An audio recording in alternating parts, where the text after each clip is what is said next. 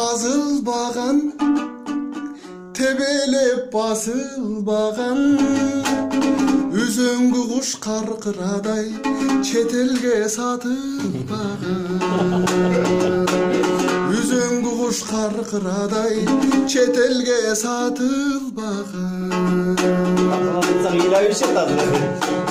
Мага дос керек, ардайым ынак адам, чеп болуп урабаган.